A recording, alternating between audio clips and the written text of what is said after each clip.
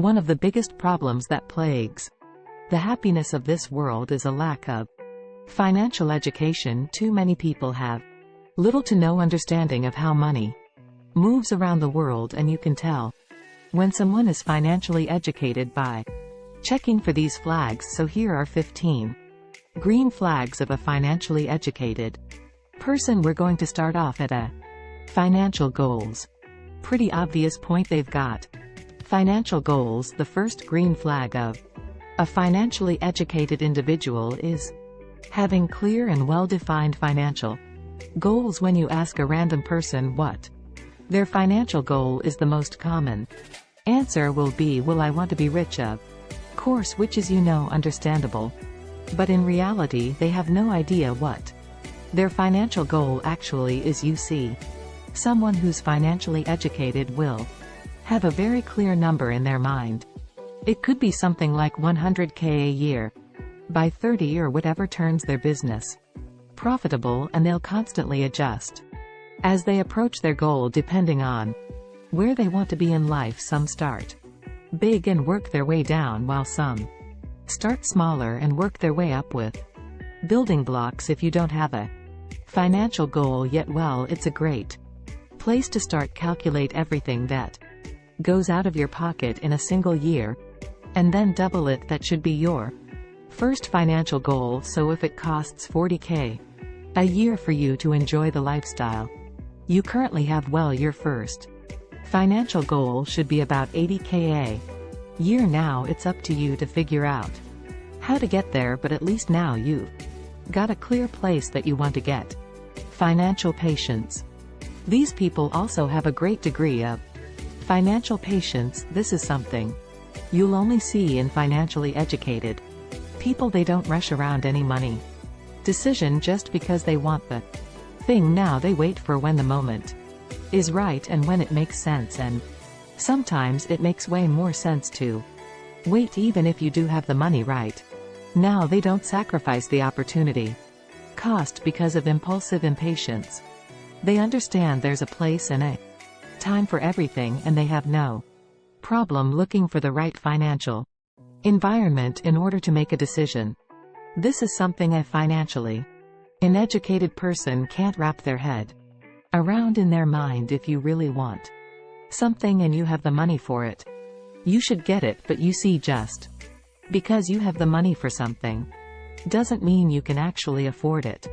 Having money to pay the bill and affording to pay the bill are two different things. That's why you see people blasting a month's worth of their salary in a single weekend, living below overindulgence.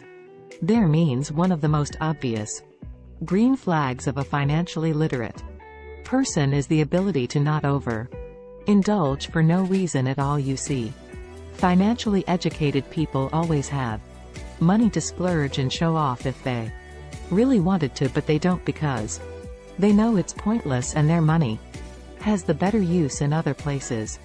Instead, after they achieve the life of comfort they desire, or they seem sufficient, they put a cap on their life spending. They understand that lifestyle inflation is a dangerous game that can any kind of financial momentum.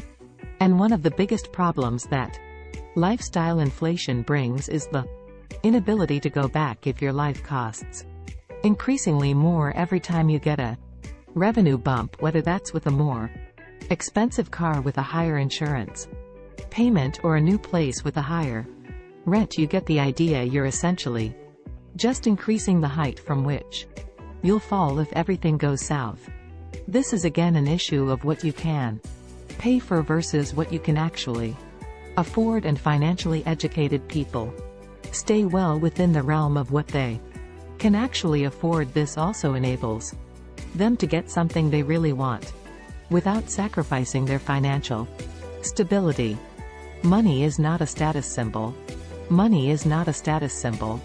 They understand the difference between being broke and being poor. You see, being broke means you have no money. Being poor means you have no way of making money. And financially educated people are well aware of the difference. For them, a lack of money at a particular point is not a problem because they know How to leverage their skills to earn more if needed, so in turn having or not having a certain amount of money available at a given point is not a status symbol they don't look down at other people who have less, nor do they look up at those who have more. They just look at themselves and mind their own business. Tracking expenses. Tracking expenses. Another important green flag of a financially educated person is their perseverance in tracking what money comes in and what money goes out. Most people have no idea what their life actually costs. They have a rough estimate, and somehow they always find themselves with more months at the end of their money, and if they were to put everything onto paper, they will 100% be surprised of where the money actually goes. You see, tracking expenses is a sign of maturity after all, and it gives you a better overview of your financial situation and allows you to make way better decisions. It's also one of the prerequisite steps into finding your first financial goal, so do yourself a favor, okay, and create a Google sheet that you can track everything you spend. In a month, we guarantee you'll have at least a couple of surprises. Emergency fund. Emergency fund.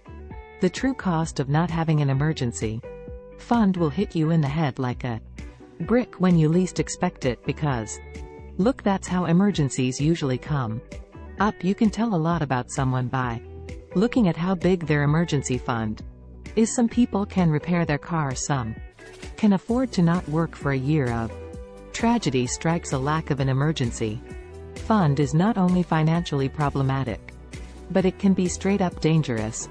Sometimes life throws random curveballs at you and you get your whole life ruined because you don't have a couple of grand saved. Fixable medical situations can turn into, well, I guess this is just my life now real quick. So don't be stupid, okay? If you don't have an emergency fund available to you, make it a top priority. Start with 3 months of salary at the very least.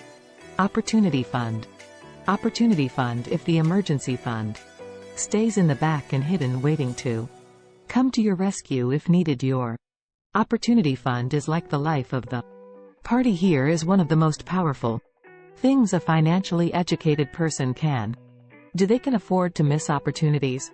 Think about it like this: when you've got a dedicated pool of money that's meant to be invested only in things that are interesting to you, you shield yourself from the fear of missing out. You don't feel the urge to jump on every bandwagon that gets pushed in the media, and you don't care if you miss the train on something that didn't interest you in the first place, and that's because your livelihood or financial future doesn't depend on that opportunity fund. You can call it your play around or your fun money. It's money that you can afford to lose, and you've got zero emotional attachment to it, and at the same time, when something interesting comes along, they'll always have disposable cash for it.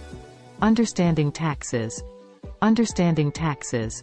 Financially educated people either have a great understanding of taxes, do the work for them. You see, in pretty much every country on earth, the taxing system is clunky as hell. It's not like someone from the government gives you an easy to understand pamphlet where everything is explained. No, you kind of gotta figure everything out yourself.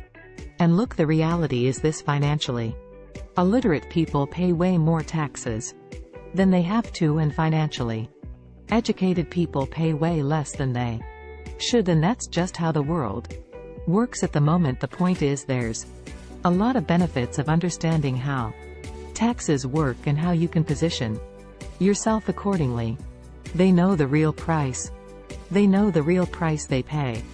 Everything in life has 2 prices: the advertised price and the real price, and it takes a bit of understanding to know what you pay for and what you actually get in return. So let's say, for example, the rent in the middle of a town is $2,000. That's the advertised price. The real price needs to take into account what you gain from being in the middle of town. Are you closer to family?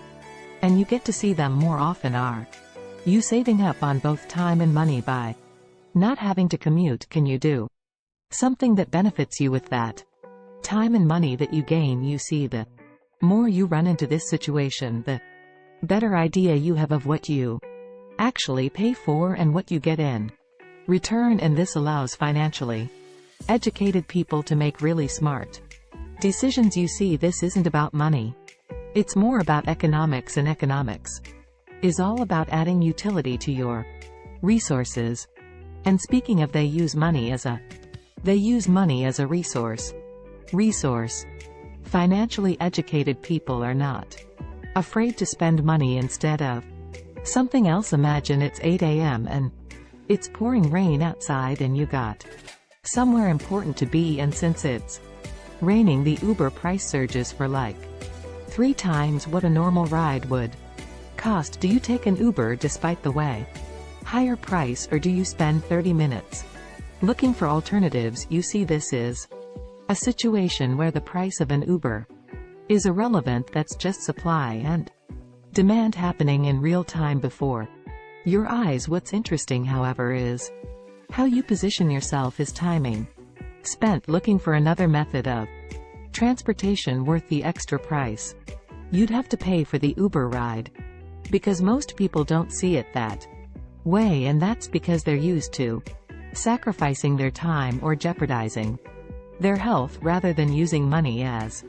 a utility tool. Hey Luxers, this is the big takeaway from this video, and it'll change the way you look at money from now on. Financial education is not about money per se, but out the utility that you give to it. You see, $2,000 spent on designer sunglasses has a way lower utility than $2,000 spent on laser eye surgery. At the end of the day, what separates a financially educated person from someone who's bad with money is their ability to increase the utility of their resources in every aspect. Let us know in the comments if you found this video valuable. A log, sir. We'll see you back here tomorrow for the Sunday